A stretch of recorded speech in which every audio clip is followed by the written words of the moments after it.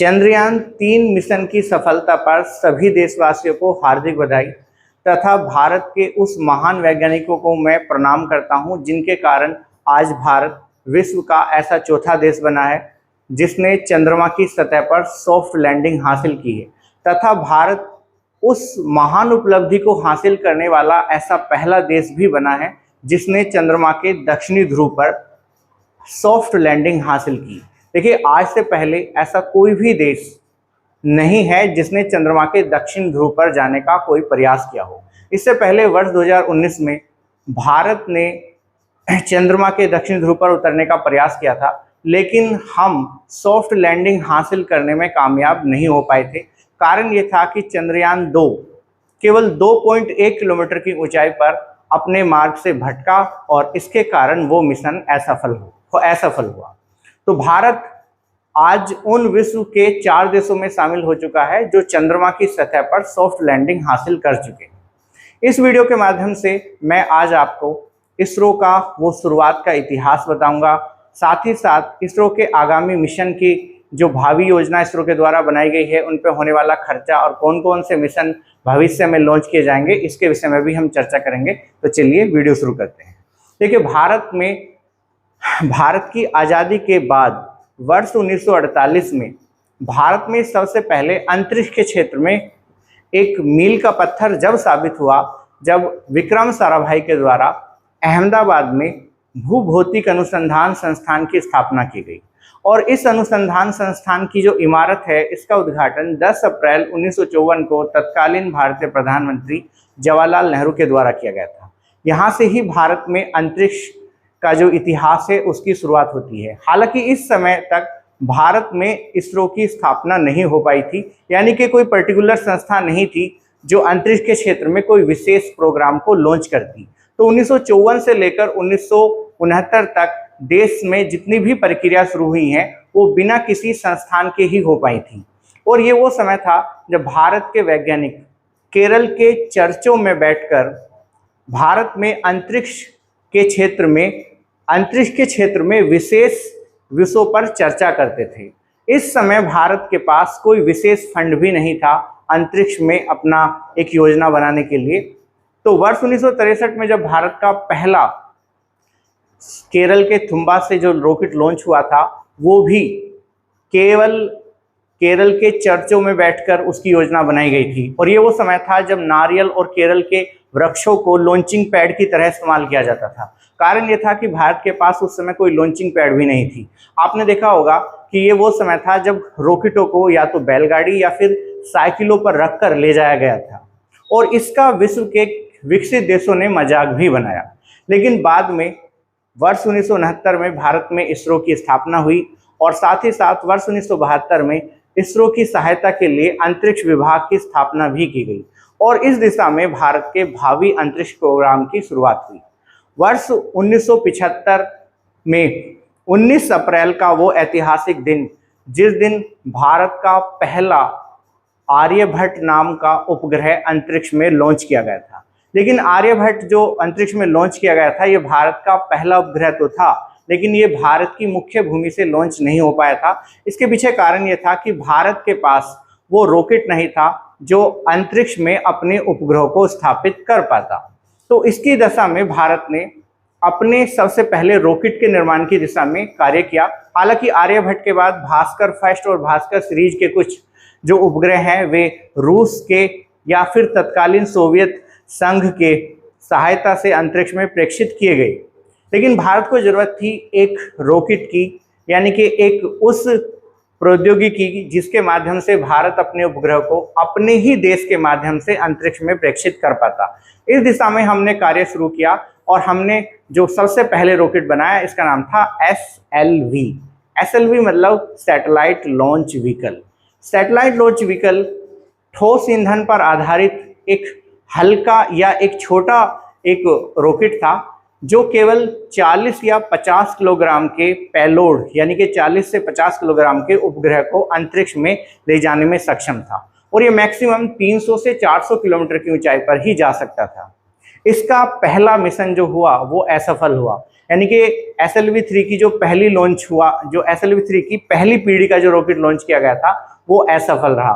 लेकिन भारतीय वैज्ञानिकों ने इस असफलता से एक सीख ली और इसके बाद SLV-3 के माध्यम से रोहिणी श्रृंखला का पहले रॉकेट को हम अंतरिक्ष में सफलतापूर्वक स्थापित करने में सफल हो पाए। हालांकि जिस कक्षा में वैज्ञानिक इस उपग्रह को स्थापित करना चाहते थे उस कक्षा में ये रॉकेट स्थापित उस उपग्रह को नहीं कर पाया था, लेकिन फिर भी भारत के अंतरिक्ष क्षेत्र में एक बहुत बड़ी उपलब्धि थी। इसके बाद SLV की तीसरी उड़ान हुई, लेकिन तीसरी उड़ान भी असफल रही और इसके बाद चौथी उड़ान में जो है सफलतापूर्वक अंतरिक्ष के क्षेत्र में अपनी उपलब्धि की। यानी कि SLV रॉकेट के माध्यम से 4 उड़ान जो है वो लॉन्च हुई थी, जिनमें से पहली और तीसरी उड़ान इसकी असफल रही और दूसरी और चौथी उड़ान इसकी सफल रही। तो हमारा जो SLV रॉकेट था ये आंशिक रूप से सफल रहा, लेकिन जैसे मैंने बताया था कि ये ज़्यादा वजन को अंतरिक्ष में ले जाने में जो है वो कारगर साबित नहीं हो पा रहा था। इस वजह से भारत ने SLV मिशन पर कार्य करना बंद किया और इसके बाद भारत ने जो दूसरा रॉकेट बनाया ये था ASLV यानी कि ऑजमेंट सैटेलाइट लॉन्च व्हीकल। यानी कि SLV में हमने A शब्द को जोड़ा, ऑजमेंट का होता है वृद्धि करना। इस रॉकेट के माध्यम से हम अब 150 किलोग्राम तक के वजन को अंतरिक्ष में स्थापित कर सकते थे। ASLV की पहली और दूसरी उड़ान असफल रही। पहली उड़ान जब इसकी लॉन्च हुई वो भी असफल रही, जब दूसरी उड़ान लॉन्च की गई वो भी असफल रही। ये वो समय था जब 2 लगातार उड़ान असफल होने के बाद भारतीय अंतरिक्ष के जो वैज्ञानिक थे वे एक तरीके से टूट चुके थे। कारण ये था कि इसरो को कोई खास फंड उन दिनों मिलता नहीं था और ऐसे समय बिना फंड की सहायता से किसी भी मिशन को अंजाम देना बड़ा ही दुष्कर कार्य था। और उस समय जब 2 असफल मिशन लॉन्च हुए तो भारत का विश्व में जो विकसित देश हैं उन्होंने मजाक बनाया और भारतीय जो वैज्ञानिक हैं उन्हें भी जो है बड़ी पीड़ा और शर्म झेलनी पड़ी। लेकिन फिर भी वैज्ञानिकों ने हार नहीं मानी और ASLV की तीसरी उड़ान फिर से लॉन्च की गई। ASLV ने अपनी तीसरी उड़ान सफलतापूर्वक लॉन्च की।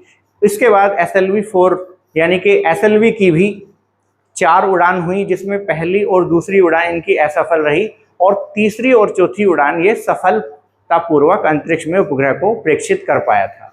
अब ASLV मैंने आपको बताया कि लगभग 160 या 150 किलोग्राम तक के वजन को ही अंतरिक्ष ले जाने में सक्षम था, जबकि जो उपग्रह हैं उनका वजन जो है वो बहुत ज़्यादा होता है। कारण ये था कि भारत को संचार अगर उपग्रहों की स्थापना अंतरिक्ष में करनी थी तो उनका वजन 1000 किलोग्राम के आसपास तक होता है। अब इतने वजन को अंतरिक्ष में ले जाने वाला रॉकेट भारत के पास नहीं था, तो हमें जितने भी अंतरिक्ष प्रोग्राम अपने शुरुआत करने पड़े संचार से संबंधित, सब विदेशी धरतियों से ही लॉन्च करने पड़ते थे।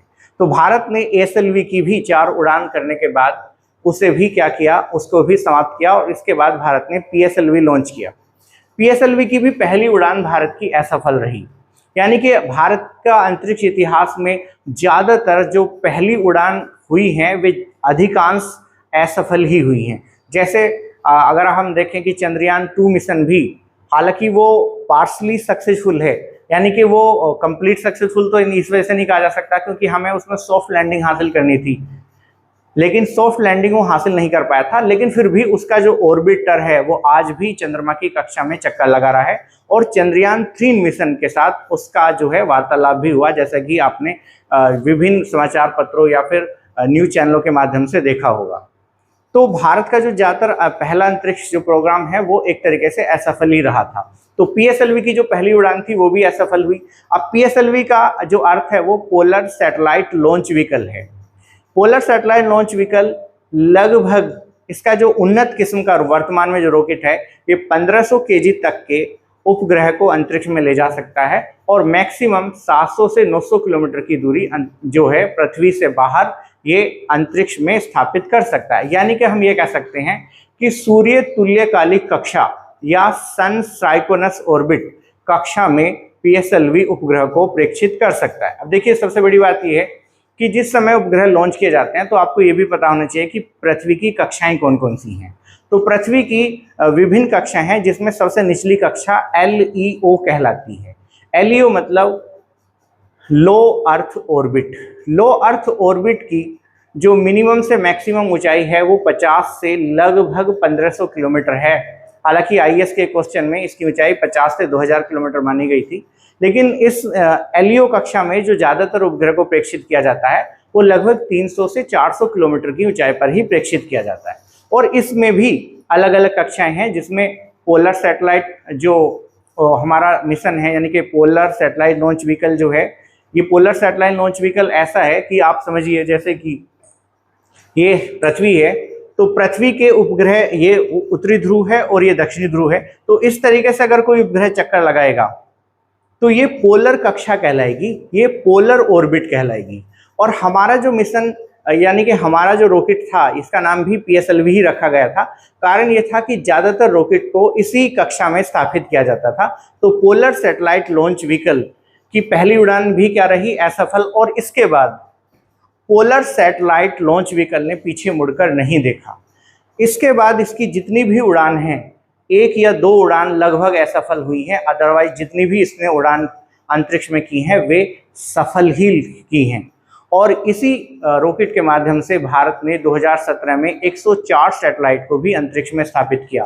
और उस समय 104 सैटेलाइट को अंतरिक्ष में स्थापित करने वाला भारत विश्व का पहला देश भी बना था। हालांकि अब ये रिकॉर्ड टूट चुका है।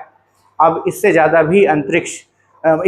भी उपग्रहों को अंतरिक्ष में प्रेक्षित विभिन्न देशों के द्वारा किया जा चुका है, लेकिन उस समय भारत ने विश्व में एक विश्व कीर्तिमान बनाया था। PSLV के बाद भारत को 90 के दशक में क्रायोजेनिक इंजन की भी आवश्यकता हुई। अब क्रायोजेनिक इंजन है क्या? क्रायोजेनिक शब्द ग्रीक भाषा का शब्द है, जिसका हिंदी अर्थ है निम्न ताप। क्रायोजेनिक शब्द का अर्थ होता है निम्न ताप या लो टेम्परेचर। क्रायोजेनिक के माध्यम से हम रॉकेट को इतना थ्रस्ट प्रदान कर सकते हैं कि वो लगभग 36,000 किलोमीटर की ऊंचाई पर जा सके।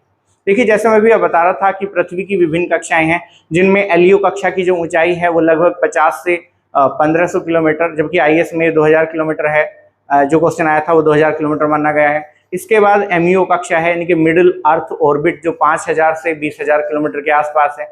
और इसके बाद की जो कक्षाएं हैं ये कहलाती हैं GTO, जियो ट्रांसफर ऑर्बिट, जो लगभग 36,000 किलोमीटर की ऊंचाई तक है। तो जितने भी संचार उपग्रह अंतरिक्ष में छोड़े जाते हैं वे 36,000 किलोमीटर की ऊंचाई पर छोड़े जाते हैं। अब भारत को संचार उपग्रह जो अगर प्रेक्षित करना है तो इसके लिए हम या तो सोवियत संघ या फिर जो है फ्रेंच गुयाना स्थित एरियन रॉकेट का इस्तेमाल हम जो है 36,000 किलोमीटर की ऊंचाई पर अपने उपग्रह को भेजने में करते थे। कारण ये था कि हमारे पास वो रॉकेट नहीं था जो उपग्रह को 36,000 किलोमीटर की ऊंचाई पर प्रेक्षित कर पाता। इसके लिए भारत ने 90 के दशक में अपने सबसे विश्वसनीय मित्र रूस से सहायता का प्रयास किया कि आप हमें क्रायोजेनिक टेक्नोलॉजी उपलब्ध कराओ। लेकिन वर्ष 1987 में अमेरिका ने विकसित देशों के साथ एक संधि की थी, और इस संधि में उसने ये कहा था कि कोई भी विकसित देश किसी भी अल्प विकसित देश को क्रायोजेनिक इंजन उपलब्ध नहीं कराएगा। लेकिन फिर भी रूस ने एक घटिया किस्म का क्रायोजेनिक इंजन भारत को उपलब्ध कराया, और ये केवल 17,000 किलोमीटर की ही ऊंचाई पर जाने में सफल हो पाया। हमें जाना 36,000 किलोमीटर था और रॉकेट हमारा केवल 17,000 किलोमीटर की ऊंचाई तक ही पहुंच पाया। कारण ये था कि रूस ने जो टेक्नोलॉजी साझा की थी वो पूर्ण रूप से विश्वसनीय नहीं थी, और इस कारण हम क्रायोजेनिक इंजन बनाने में उस समय सफल नहीं हो पाए। और देखिए, भारत का बड़ा दुर्भाग्य भी ये था कि भारत में क्रायोजेनिक इंजन के जो जनक थे उनको अमेरिकी अंतरिक्ष एजेंसी के